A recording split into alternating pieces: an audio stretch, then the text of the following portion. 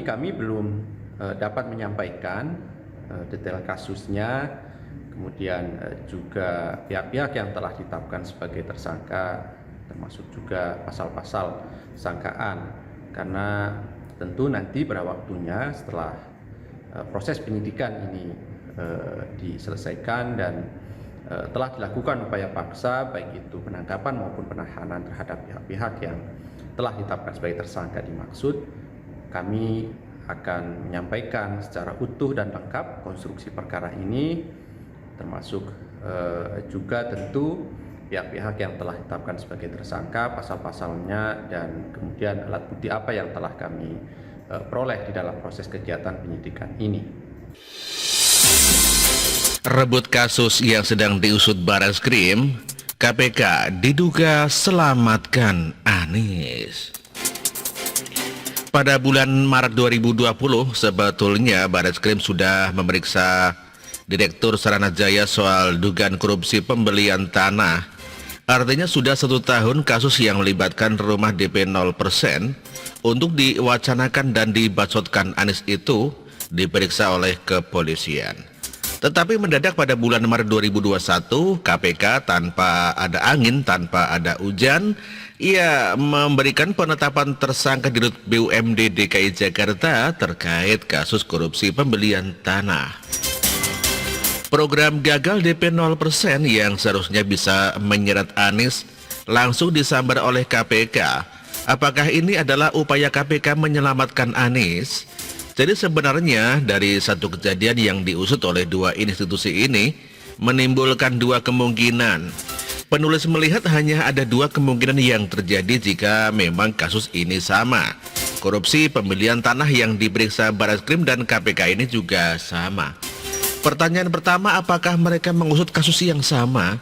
Kalau memang mereka mengusut kasus yang sama, apakah ini bisa dianggap kolaborasi? Karena kemungkinan besar kolaborasi antara KPK dan Polri ini agaknya mustahil. Secara ada Novel Baswedan yang pernah ribut sama polisi. Kalau mereka berebut kasus berabi dong, karena prasangka masyarakat bisa pergi kemana-mana. Karena dengan berebut kasus ya membuktikan polisi dan KPK melakukan aksi tumpang tindih. Apakah KPK sedang cari perhatian atau mau menyelamatkan Anies dengan membangun narasi ala Tempo? Jadi pertanyaan pertama rasanya harus dijawab oleh KPK bukan Polri. Karena KPK lah yang diberitakan belakangan mirip polisi India yang datang waktu proses penyelidikan oleh polisi yang sedang dilakukan. Pertanyaan kedua, apakah ada 2 kasus berbeda dalam satu proyek sehingga Barreskrim dan KPK melakukan pemeriksaan? Kalau memang begini, parah sekali. Kenapa parah? Seharusnya penyelidikan dan penyidikan kasus tidak bisa dikerjakan oleh 2 institusi yang berbeda secara struktur.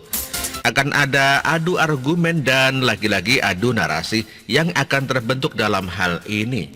Rasanya pembahasan ini cukup mengerikan jika kita lanjutkan. Korupsi yang sama dikelola oleh 2 organisasi yang berbeda, lalu 2 praktek korupsi yang terjadi di tempat yang sama, seolah bagi-bagi proyek begitu. Pikiran penulis malah menjadi sangat liar, karena mengingat Barreskrim sudah memulai kasus ini sejak tahun 2020, dan mendadak 1 tahun kemudian KPK menentukan tersangka di 2021. Apakah ini jadi sebuah pengalihan isu dari Formula E atau yang lain-lain, dengan nilai yang jauh lebih fantastis? Apakah jika kita tarik lebih jauh lagi, Anies sedang diamankan oleh KPK karena di sana ada orang dalam yang sering kasih informasi ke Tempo?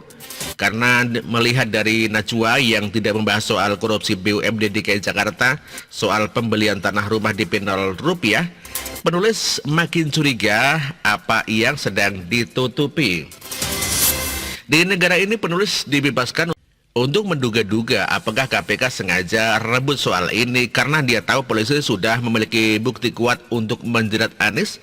Di dalam kasus ini mudah sekali sebetulnya untuk menjerat Anies karena dia yang menjadi bos atas pembelian tanah itu. Tidak usah banyak bicara kampanye deh. Kita bicara saja dari pembelian tanahnya. Pembelian tanah itu simpelnya atas sepengetahuan siapa? Pasti sepengetahuan bos. Tanda tangan Anies pasti bisa diusut. Tapi dengan KPK rebut panggung tetapkan tersangka, kita lihat bahwa ada dugaan yang lebih jauh. Saya menduga bahwa KPK ini sedang mencoba untuk menframing bahwa Anies bebas dari aksi ini, bebas dari dugaan korupsi ini. Polri pun sampai sekarang belum berbicara banyak soal dugaan yang sudah setahun diproses. Apakah ada framing bahwa KPK ingin membuat Dirut BUMD menjadi akhir dari penetapan tersangka sehingga Anies bebas? Duga-dugaan dan pertanyaan-pertanyaan ini harus segera dijawab. Kasian sekali rakyat Jakarta dikadali dengan penetapan tersangka, padahal yang lebih tersangka dari tersangka malah dibiarkan bebas keluar-keluar dan ngoceh-ngoceh bikin janji palsu. Sudah waktunya rakyat ini cerdas, jangan mau puas dengan penetapan tersangka Direktur BUMD DKI Jakarta. Yang jadi pemimpin tertinggi dari proyek ini Anies kan? Lagian ngapain sih KPK ambil urusan Barreskrim? Bukan caper sih nih. Tapi saya menduga ada upaya cuci nama. Menduga boleh dong, aduh. Artikel ini ditulis oleh Manuel, terima kasih.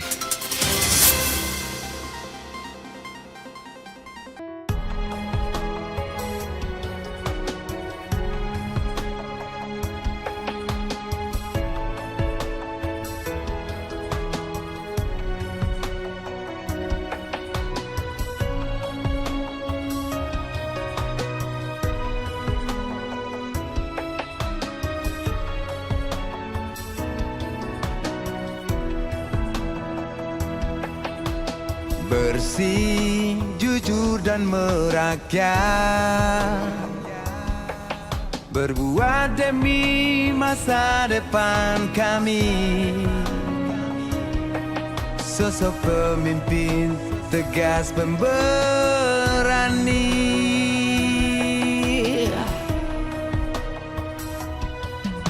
Kamu tidak tergantikan, terbukti baktimu untuk negara Indonesia Timur bersuara.